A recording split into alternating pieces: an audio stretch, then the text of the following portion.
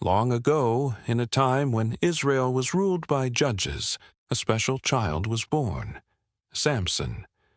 Even before he took his first breath, God had chosen him for a mighty purpose, to free his people from the Philistines.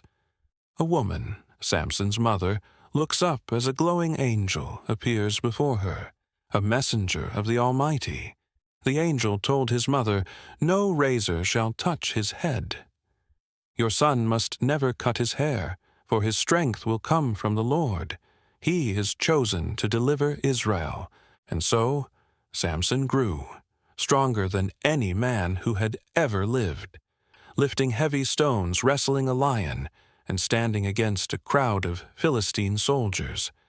He could break ropes like thread, defeat entire armies, and even slay a lion with his bare hands. But for all his strength, Samson had one weakness. He didn't always listen to God.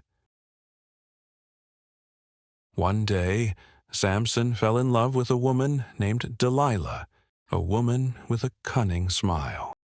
But Delilah had been promised a great reward if she could discover the secret of his strength. "Samson," she whispered sweetly, "tell me how you can be tied up and made weak." Samson smirks and playfully tricks her several times. But Delilah grows impatient, her voice turning sharp. Finally, after much pleading, Samson gave in. "It's my hair," he sighed. "If it is cut, I will be as weak as any other man." That night, as Samson sleeps, Delilah carefully cuts his hair. His long locks fall to the floor. The eerie sound of scissors slicing fades into silence. Suddenly, the Philistines burst into the room. Samson jumps up to fight it, but his strength is gone. The Philistines seize him. He struggles, but is overpowered. They chain him, blind him, and drag him away. Samson had lost everything: his power, his freedom, even his sight. Now, in a dark prison, Samson sits alone, his head bowed. But his hair, unnoticed by his captors, begins to grow back. Time passed, and the Philistines brought Samson to their great temple to mock him. They laughed, jeered, and praised their false god.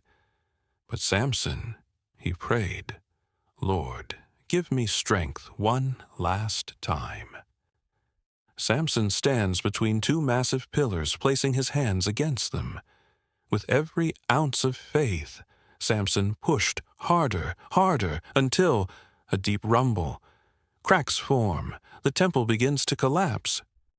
The mighty warrior fell that day, but in his final act, he brought down the temple, defeating more enemies in his death than in his life. Samson's strength was a gift from God. But true strength isn't just about power. It's about obedience, faith, and using our gifts for the right purpose. A new day dawning over Israel. Samson's story reminds us, no matter how far we fall, when we turn back to God, He can still use us for His greater plan.